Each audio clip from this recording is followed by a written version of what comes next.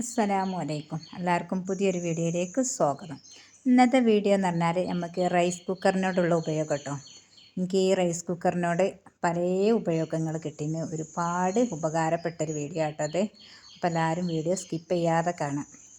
അപ്പോൾ rice cooker ഇല്ലാത്തൊരു ചുരുക്കമായിരിക്കും, നല്ലൊരു വിധ ആൾക്കാർക്കൊക്കെ റൈസ് കുക്കർ ഉണ്ടാവും. അപ്പോൾ റൈസ് കുക്കർ ഉള്ളവരൊക്കെ അതുപോലെ ഒന്ന് ചെയ്ത് നോക്കാം.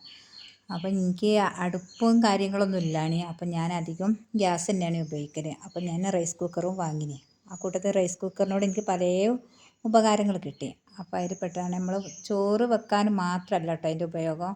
നമ്മൾ ചോറൊക്കെ വെക്കുമ്പോൾ എല്ലാവർക്കും അറിയാമല്ലോ ചോറ് വെക്കേണ്ട രീതിയും കാര്യങ്ങളും. അതുപോലെ തന്നെ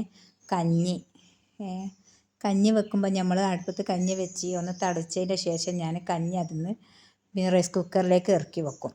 അപ്പോൾ കുറച്ച് കഴിഞ്ഞാൽ നമ്മൾ എടുത്ത് നല്ല രീതിയിൽ വെന്തിട്ടുണ്ടാവും കേട്ടോ കഞ്ഞി. അതുപോലെ തന്നെ നമുക്ക് ചായ, നമ്മൾ നല്ല പാൽ കാച്ചി ചായയൊക്കെ ഉണ്ടാക്കി വെച്ചാൽ എപ്പോഴും നമ്മൾ ചായ ഇങ്ങനെ ചൂടാക്കുന്ന ഒരു പരിപാടി ഉണ്ടല്ലോ, ചൂടോടെ കുടിക്കാൻ. അപ്പം ചായ കാച്ചി വെച്ചാൽ ഒരു കുടുക്കയിൽ ഇറക്കി വെച്ചിട്ട് നമുക്ക് റൈസ് കുക്കറിലേക്ക് ഇറക്കി വെക്കാം. അപ്പോൾ ചായ എത്ര നേരം വേണമെങ്കിലും ചൂടാറാതെ അതേമാതിരി തന്നെ നിൽക്കും കേട്ടോ. അപ്പോൾ ഞാൻ ചായ അതുപോലെ വെക്കേണ്ടായിന്. അപ്പോൾ ഭയങ്കര ഉപകാരമാണ് എനിക്ക് റൈസ് കുക്കറിനോട്. അതുപോലെ പല ആൾക്കാർക്കും പല ഉപകാരങ്ങൾ കിട്ടിയിട്ടുണ്ടാവും. അതൊക്കെ ഒന്ന് കമൻറ്റ് ചെയ്യുക കേട്ടോ. ഇതുപോലൊക്കെ എല്ലാവരും ചെയ്യാം. ഇത് നമ്മളെ ഡൈനിങ് ഹാളാട്ടോ. അപ്പോൾ ഡൈനിങ് ഹാളിലൊന്ന് കുറച്ച് കാര്യങ്ങളൊക്കെ ഒന്ന് സെറ്റാക്കി ഒന്ന് കാണിച്ചു തരാമെന്ന് വെച്ചാൽ, അത് സോഫ, അത് നമ്മളെ ഡൈനിങ് ടേബിള്. ഇത് ഇന്നലെ മോൻ്റെ പണിയാട്ടോ. ചെറിയൊരു സ്വിമ്മിങ് പൂൾ ഉണ്ടായിന്. അവനെ ഡൈനിങ് ഹാളിലേക്ക് തന്നെ ഇങ്ങനെ എടുത്ത് വെച്ച്, ഡോറിൻ്റെ അടുത്തായതുകൊണ്ട് തന്നെ അവിടെ നിന്ന് ഇങ്ങോട്ട് കയറുമ്പോൾ ഡോറിൻ്റെ അടുത്തായതുകൊണ്ട്. അപ്പോൾ അതിലേക്ക് കുറച്ച് മീനും കാര്യങ്ങളൊക്കെ അവന് ഇതിലേക്ക് സെറ്റാക്കി വെച്ചിട്ടുണ്ട്. പിന്നെ മക്കളെ ഇഷ്ടമല്ലേ, അത് ചെയ്തോട്ടെ വിചാരിച്ച്. അപ്പം പുറത്തൊന്നും അങ്ങനെ ഇറങ്ങിപ്പോരും കളിക്കലൊന്നുമില്ല. ഇപ്പോൾ ഇടയ്ക്കൊന്ന് ഹോസ്പിറ്റലിൽ പോകണോണ്ട് അപ്പോൾ കുറച്ചൊരു ബുദ്ധിമുട്ടാണ്. അപ്പോൾ അവന് ഇങ്ങനത്തെ ഓരോ കാര്യങ്ങൾ ഇങ്ങനെ ചെയ്യും കേട്ടോ വീട്ടിലിരുന്നായിട്ട്. ഇതാണ് നമ്മളെ ഡൈനിങ് ഹാൾ കേട്ടോ. പിന്നെ എന്തൊക്കെയുണ്ട്, എല്ലാവർക്കും സുഖമാണെന്ന് വിചാരിക്കുന്നത്.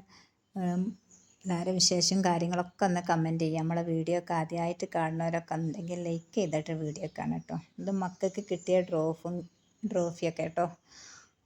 ഇത് വലിയ മോനാട്ടോ. അത് വലിയ മോന് +2 കിട്ടിയതാണ്. പിന്നെ അവൻ്റെ രണ്ടാമത്തെ മോന് ഭയങ്കര ഫുട്ബോൾ കളിക്കാരനാണ്.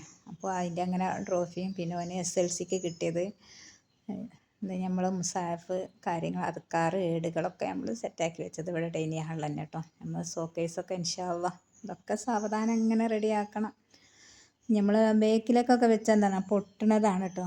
ഈ മക്കൾക്ക് കിട്ടിയ അതൊക്കെ ഞാൻ ബേക്കിലേക്ക് വെച്ചതാണ്. അത് വേഗം ആര് വന്നാലും നമുക്ക് വേഗം ഇങ്ങോട്ട് എടുക്കാൻ കഴിയില്ല. അപ്പോൾ മക്കളെ കയ്യിൽ നിന്ന് തട്ടി പോകണ്ടായിരിച്ചിട്ട്. പിന്നെ എന്തൊക്കെയുണ്ട് വിശേഷം കാര്യങ്ങളൊക്കെ.